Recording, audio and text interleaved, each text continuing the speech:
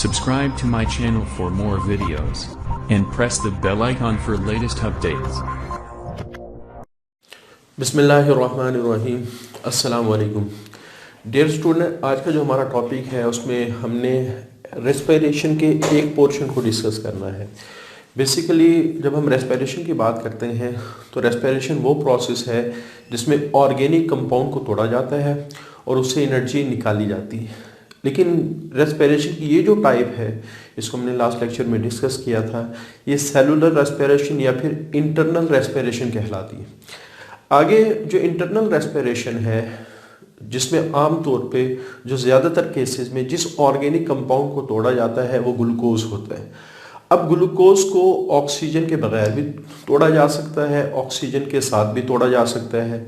तो हमारे पास यहाँ दो किस्म की फिर रेस्पिरेशन बन जाती है। एक जो ऑक्सीजन के बगैर ग्लूकोज की कंप्लीट ब्रेकडाउन हो तो वो कहलाती है एनारोबिक रेस्पिरेशन, और जो ऑक्सीजन की वजह से कंप्लीट ब्रेकडाउन हो तो वो कहलाती है एरोबिक रेस्पिरेशन। तो आज हमने एनारोबिक रेस्पिरेशन को डिस्कस करना है। तो एनारोबिक रेस्पिरेशन में कंप्लीट ब्रेकडाउन ऑफ ग्लूकोज। अच्छा, ये कंप्लीट ब्रेकडाउन ऑफ ग्लूकोज क्यों कहा गया है? क्योंकि चाहे वो एरोबिक रेस्पिरेशन हो या एनारोबिक रेस्पिरेशन हो, उसका पहला जो स्टेप है ग्लूकोज की, जब हम ब्रेकडाउन की बात करते हैं, ग्लूकोज को पायरुविक एसिड में कन्वर्ट किया जाता है। पहला स्टेप चाहे वो एनारोबिक हो या एरोबिक हो, पहला स्टेप जिसको हमने ग्लाइकोलाइसिस कहा था, ये हमेशा एनारोबिक ही होता है, इसमें ऑक्सीजन इस्तेमाल नहीं होती।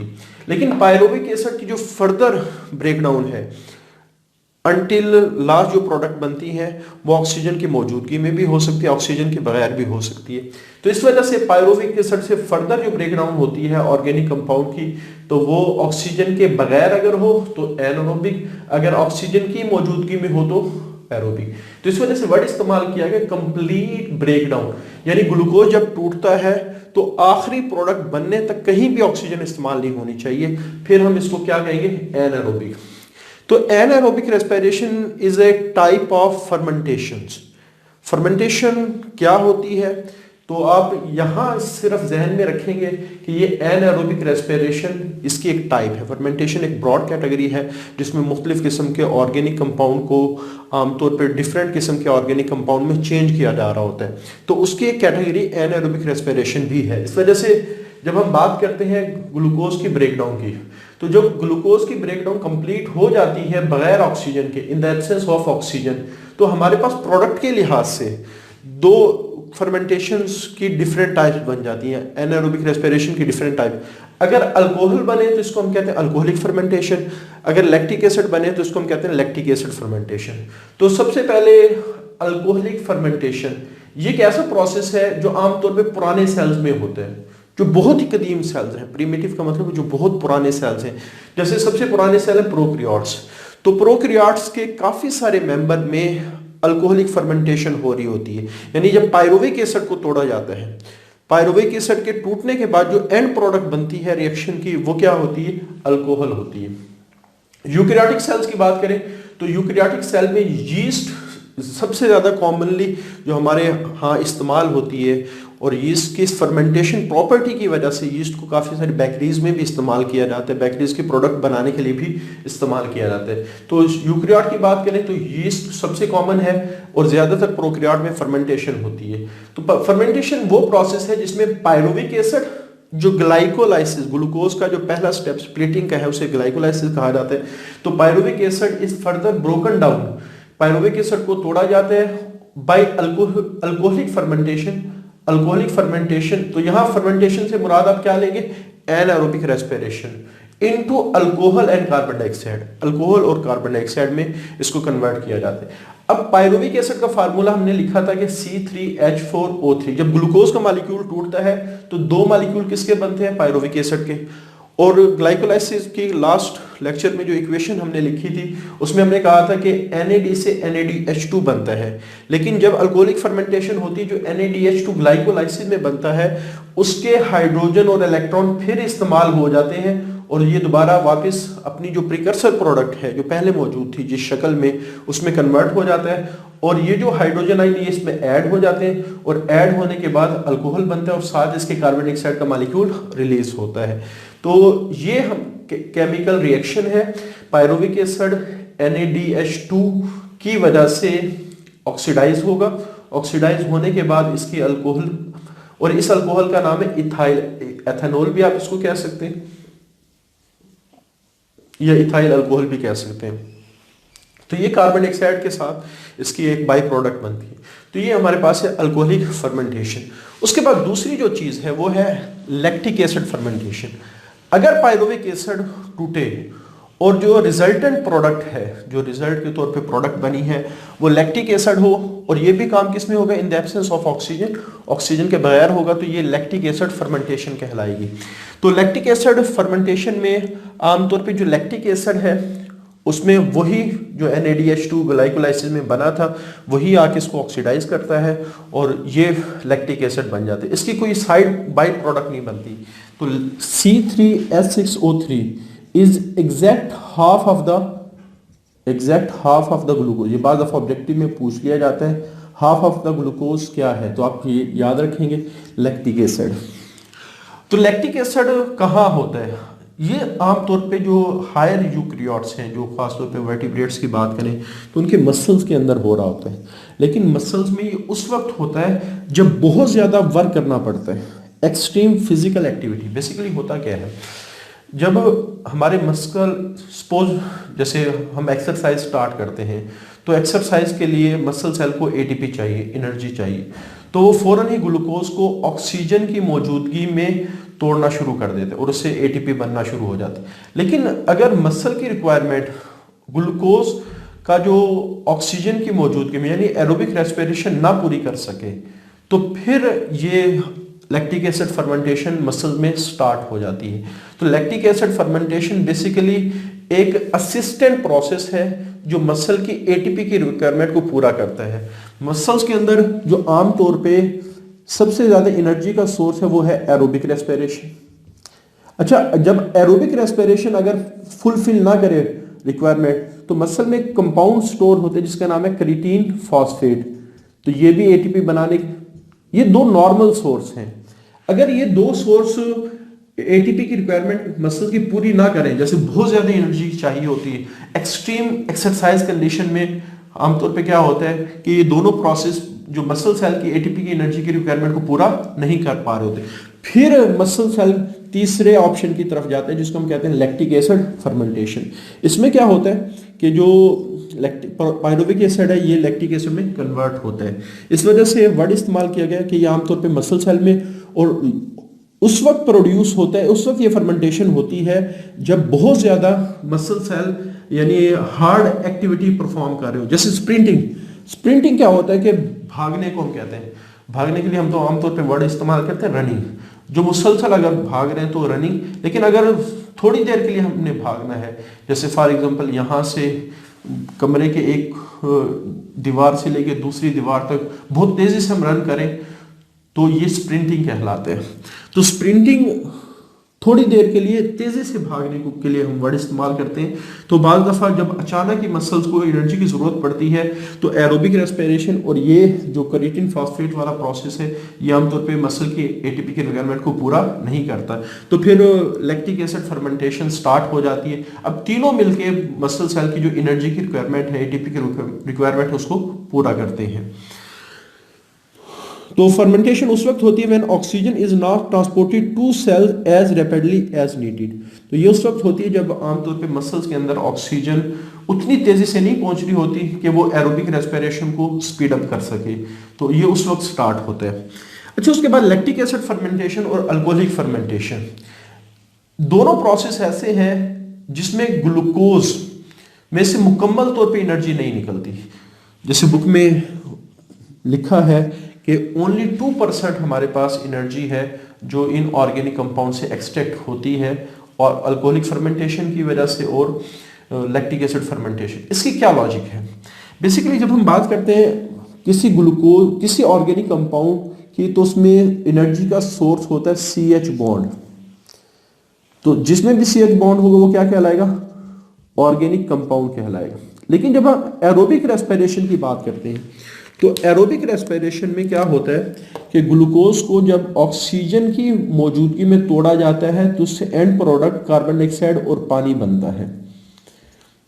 अब कार्बन डाइऑक्साइड, इसमें भी कोई CH बॉन्ड नहीं है और पानी में भी कोई CH बॉन्ड नहीं है, तो इसका मतलब ये हुआ कि जब एरोबिक रेस्पिरेशन हो गई तो सारे CH बॉन्ड टूट गए। तो इसका मतलब ये हुआ कि सारी एनर्जी जितनी भी ग्लूकोज में थी वो सारी निकल आई। लेकिन अगर आप जहन में रखें, जैसे फॉर एग्जांपल C2H5OH जो अल्कोहल है, अब टूटने के बावजूद इसमें अब भी CH बॉन्ड मौजूद है। इसी तरह C3H6O3 जो लैक्टिक एसिड है, टूटने के बावजूद इसमें अब भी CH बॉन्ड मौजूद है। तो इसका मतलब है अगर इसमें CH बॉन्ड मौजूद है तो इसके अंदर से कंप्लीट एनर्जी नहीं निकली। तो जब एरोबिक रेस्पिरेशन होती है तो उसमें से 100% एनर्जी की एक्सट्रैक्शन होती है, लेकिन जब ये फर्मेंटेशन होती है तो इस फर्मेंटेशन प्रोसेस में एनर्जी सिर्फ थोड़ी सी बाहर निकलती है। तो यही बात लिखी गई, both type of fermentation yield small amount of energy from the glucose, के दोनों टाइप की जो फर्मेंटेशन वो ग्लूकोज से थोड़ी सी एनर्जी निकालते हैं।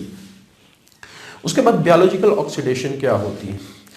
बायोलॉजिकल ऑक्सीडेशन हम कहते हैं रिमूवल ऑफ हाइड्रोजन। तो अगर आप देखें जब रेस्पिरेशन होती है तो आमतौर पे CH बॉन्ड को तोड़ा जाता है।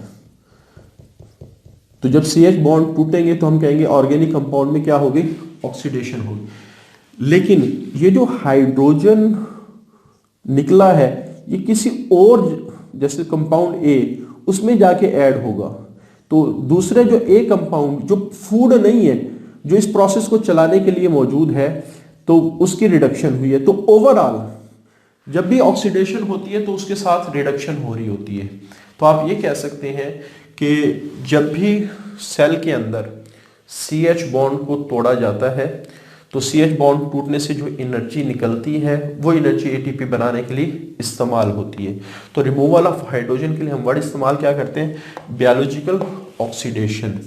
तो बायोलॉजिकल ऑक्सीडेशन सेल में क्यों चाहिए? क्योंकि सेल को एनर्जी चाहिए और सेल की एनर्जी हमेशा CH बॉन्ड टूटने से ही मिलती है।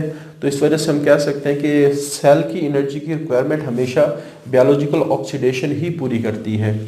Maintenance of living system require a continual supply of energy जैसे ATP which is ultimately drive from the oxidation reduction process.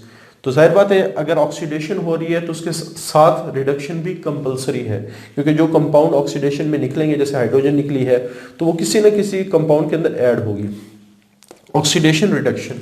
लेकिन यहाँ एक चीज आप लोगों ने समझनी है, मेन जब हम एनर्जी की अगर MCQs आ रहे हैं कि सोर्स ऑफ एनर्जी सेल में क्या है, ऑक्सीडेशन या रिडक्शन, दो ऑप्शन आपसे पूछे जाए सपोज मैं कहता हूं, तो उसमें आपने ऑक्सीडेशन ही लगाना। इसकी वजह यह है कि फूड जब टूटता है तो फूड की ऑक्सीडेशन यानी CH बॉन्ड के हाइड्रोजन जब निकलते हैं फिर एनर्जी निकलती है। ये जो रिडक्शन है उस कंपाउंड की हो रही होती है जो आप कह सकते हैं इस प्रोसेस को चलाने के लिए मौजूद होता है। तो बुनियादी तौर पे फूड का टूटना ऑक्सीडेशन है, ठीक है। इस वजह से जो मेन प्रोसेस जिसमें फूड को तोड़ा जा रहा है वो बायोलॉजिकल ऑक्सीडेशन है। रिडक्शन तो साथ उन कंपाउंड की हो रही होती है जो ऑक्सीडेशन को करवाने के लिए मौजूद होते हैं। जैसे सपोज मैं कहता हूं कि NAD, तो जब ग्लूकोज से हाइड्रोजन निकलते हैं तो NADH2 में ऐड होते हैं, तो NADH2 ये रिड्यूस हो जाएगा और ग्लूकोज क्या हो जाएगा, ऑक्सीडाइज हो जाएगा। तो हमने तो ग्लूकोज की ब्रेकडाउन की बात करनी है, तो इस वजह से आप कह सकते हैं जो एनर्जी का सोर्स सेल के अंदर है वो बायोलॉजिकल ऑक्सीडेशन है। जितने भी सेल हैं वो आमतौर पे जितने भी प्रोसेस में उनको एनर्जी चाहिए वो सारी की सारी एनर्जी प्रोवाइड करती है बायोलॉजिकल ऑक्सीडेशन। तो इस वजह से ये बात लिखी गई, all the cell depend upon for the supply of their process of energy on biological oxidation. यानी आप कह सकते हैं कि जितने भी सेल्स जिनको एनर्जी चाहिए वो बायोलॉजिकल ऑक्सीडेशन ही से मिलती है। लेकिन दो प्रोसेस ऐसे हैं जो इस बायोलॉजिकल ऑक्सीडेशन की एनर्जी इस्तेमाल नहीं करते। एक का नाम फोटोसिंथेसिस जो लाइट की एनर्जी इस्तेमाल करते हैं, और एक कीमोसिंथेसिस जो मुख्तलिफ कंपाउंड के जो रिएक्शंस होते हैं उनसे निकलने वाली एनर्जी को इस्तेमाल करता है। यानी जो फूड की सिंथेसिस के प्रोसेस हैं, फोटोसिंथेसिस, कीमोसिंथेसिस, हम पहले पढ़ चुके हैं। तो ये दोनों प्रोसेस ऐसे हैं जिनको इस बायोलॉजिकल ऑक्सीडेशन की एनर्जी नहीं चाहिए होती, ये किसी और सोर्स से एनर्जी। इसके अलावा सेल में जब भी एनर्जी की रिक्वायरमेंट होगी तो वो बायोलॉजिकल ऑक्सीडेशन ही पूरा करेगा। लेकिन बायोलॉजिकल ऑक्सीडेशन डायरेक्टली पूरा नहीं करता। जो CH कंपाउंड से एनर्जी रिलीज होती है उससे पहले ATP बनते हैं, ATP फिर उन सेल की रिक्वायरमेंट को पूरा करता है। तो cellular respiration is an oxidation process, क्योंकि सेलुलर रेस्पिरेशन में हम ऑर्गेनिक कंपाउंड को तोड़ते हैं, तो तोड़ना एक ऑक्सीडेशन प्रोसेस है। तो आपने ये बात जहन में रखनी, फूड की फॉर्मेशन एक रिडक्शन प्रोसेस है, अगर सिर्फ हम फॉर्मेशन की बात करें, ठीक है। आगे उसके साथ जो बाई प्रोडक्ट बन रही है उनमें ऑक्सीडेशन हो, क्योंकि अभी जैसे हमने डिस्कस किया कि जब भी ऑक्सीडेशन होगी साथ क्या होगी, रिडक्शन होगी। लेकिन जब हम फूड की सिंथेसिस की बात करेंगे तो वो एक रिडक्शन प्रोसेस है, फूड की ब्रेकडाउन की बात करेंगे वो ऑक्सीडेशन प्रोसेस है। उसके बाद चूंकि CH रिमूव होता है H, तो इस वजह से इस प्रोसेस के लिए हम वर्ड इस्तेमाल करते हैं dehydrogenation, dehydrogenation, removal of hydrogen. तो इन दो केसेस जिसमें बायोलॉजिकल ऑक्सीडेशन में रिमूवल ऑफ हाइड्रोजन होते हैं, इस प्रोसेस को डिहाइड्रोजिनेशन भी कहा जा सकता है। और ये जिन एंजाइम की वजह से कैरी ऑन होते हैं उनको कहते हैं डिहाइड्रोजिनेसिस, डिहाइड्रोजिनेसिस के हाइड्रोजन को निकालते हैं। और इनको चलाने के लिए जो कोई एंजाइम मौजूद होते हैं वो NAD FAD होते हैं। जब हम सेलुलर रेस्पिरेशन की बात करते हैं तो आप ये समझ लें कि डिहाइड्रेशन को चलाने के लिए जो एंजाइम है वो डिहाइड्रोजिनेसिस है, और उनके साथ जो कोई एंजाइम है वो NAD और FAD है, क्योंकि जो हाइड्रोजन फूड से निकलते हैं फिर NADH2 और FADH2 बनाने के लिए इस्तेमाल होते हैं। तो ये डिहाइड्रोजिनेशन का प्रोसेस बेसिकली बायोलॉजिकल ऑक्सीडेशन की एक टाइप है। अब बायोलॉजिकल ऑक्सीडेशन की अगर हम बात करें तो जैसे काफ़ी और तरीके हैं बायोलॉजिकल ऑक्सीडेशन के जो आपकी बुक में डिस्कस नहीं किए गए, उनमें से जो सबसे कॉमन प्रोसेस है वो है डिहाइड्रोजिनेशन। तो ये हमारा एनाएरोबिक रेस्पिरेशन से रिलेटेड यानी लेक्चर था, और थोड़ा सा हमने बायोलॉजिकल ऑक्सीडेशन की बात की। अब हम स्टार्ट करेंगे एरोबिक रेस्पिरेशन को। तो एरोबिक रेस्पिरेशन की जब हम बात करते हैं, एरोबिक रेस्पिरेशन की जब हम बात करते हैं तो एरोबिक रेस्पिरेशन में आमतौर पे कंप्लीट ब्रेकडाउन ऑफ ग्लूकोज होती है in the presence of oxygen, complete breakdown of glucose in the presence of oxygen. ठीक हो गया। तो ये एक बहुत ज़्यादा मोस्ट एफिशिएंट प्रोसेस है जिसको 4 स्टेप में कंप्लीट किया गया है। पहले स्टेप का नाम है ग्लाइकोलाइसिस, फिर उसके बाद इससे जो प्रोडक्ट बनती है वो पायरुविक एसिड, उसकी ऑक्सीडेशन होती है एक स्मॉलर स्टेप के अंदर। फिर उसके बाद पायरुविक एसिड की जो प्रोडक्ट बनती है वो क्रेब्स साइकिल से गुजरती हैं, और क्रेब्स साइकिल की जो प्रोडक्ट बनती है वो रेस्पिरेटरी चेन से गुजरती हैं, और रेस्पिरेटरी चेन आखिरी स्टेप है एरोबिक रेस्पिरेशन का।